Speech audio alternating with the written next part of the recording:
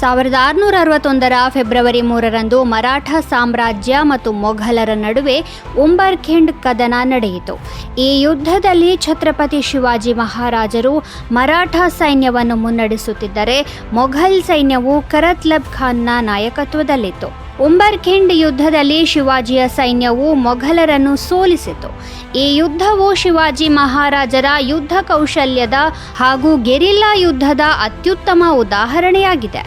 ಈ ಯುದ್ಧದಲ್ಲಿ ಶಿವಾಜಿ ಮಹಾರಾಜರು ಕೇವಲ 1,000 ಮರಾಠ ಸೈನಿಕರೊಂದಿಗೆ 20,000 ಮೊಘಲ್ ಸೈನಿಕರನ್ನು ಸೋಲಿಸಿದ್ದರು.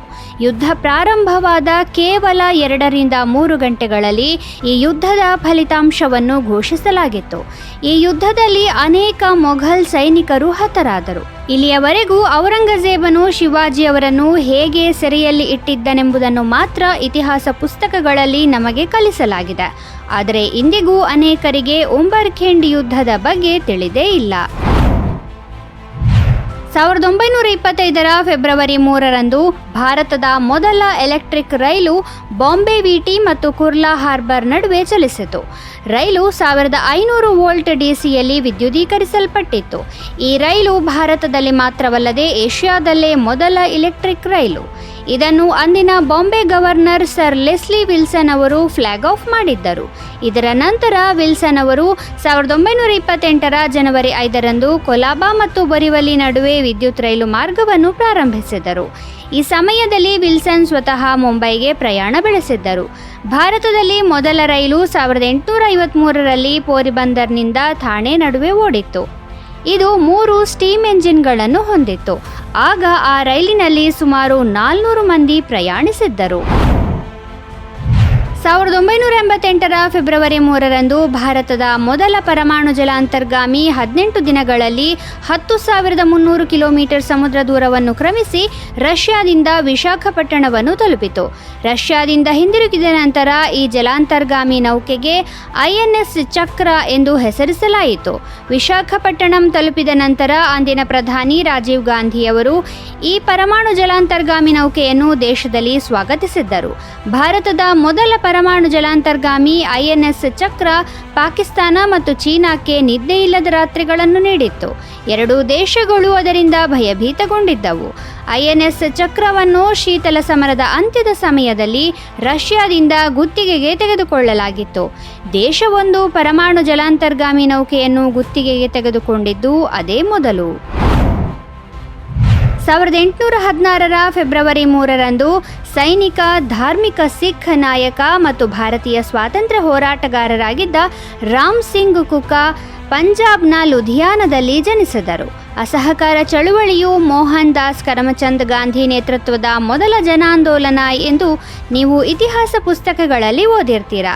ಆದರೆ ಈ ಚಳುವಳಿಯ ಅಡಿಪಾಯವನ್ನು 1920ಕ್ಕಿಂತ 50 ವರ್ಷಗಳ ಹಿಂದೆ ಅಂದರೆ 1870ರಲ್ಲೇ ಹಾಕಲಾಗಿತ್ತು ಅನ್ನೋ ವಿಚಾರ ನಿಮಗೆ ಗೊತ್ತಾ?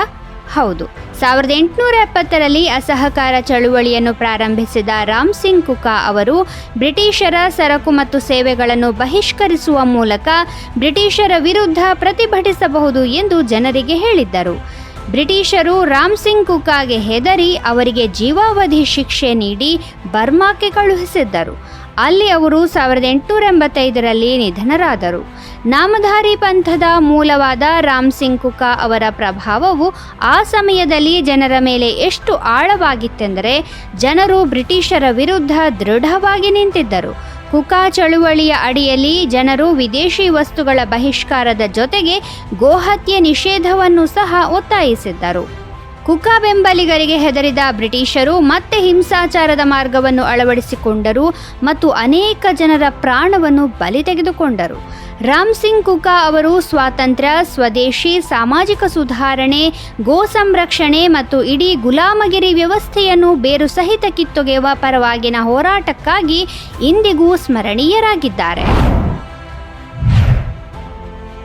1954 ಫೆಬ್ರವರಿ 3ರಂದು ಪ್ರಯಾಗ್ರಾಜ್ನ ಕುಂಭಮೇಳದಲ್ಲಿ ಸಂಭವಿಸಿದ ಕಾಲ್ತುಳಿತದಲ್ಲಿ 100 ಜನರು ಸಾವನ್ನಪ್ಪಿದ್ದರು. ಅಂದು 500ರಿಂದ 700 ಮಂದಿ ಸಾವನ್ನಪ್ಪಿದ್ದರು ಎಂದು ಅಂದಾಜಿಸಲಾಗಿದೆ.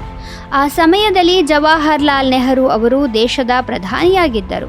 ಕುಂಭಮೇಳದ ಸಿದ್ಧತೆಗಳನ್ನು ಪರಿಶೀಲಿಸಲು ಸ್ವತಃ ನೆಹರು ಅವರೇ ಅಲ್ಲಿಗೆ ಬಂದಿದ್ದರು.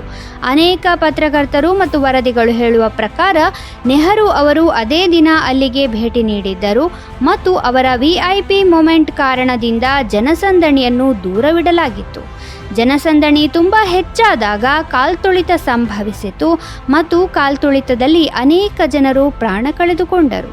ಮಳೆಯಿಂದಾಗಿ ಜಾರುತ್ತಿದ್ದುದರಿಂದ ಕಾಲು ಜಾರಿ ಬಿದ್ದವರು ಮತ್ತೆ ಮೇಲೇಳಲು ಸಾಧ್ಯವಾಗಲೇ ಇಲ್ಲ.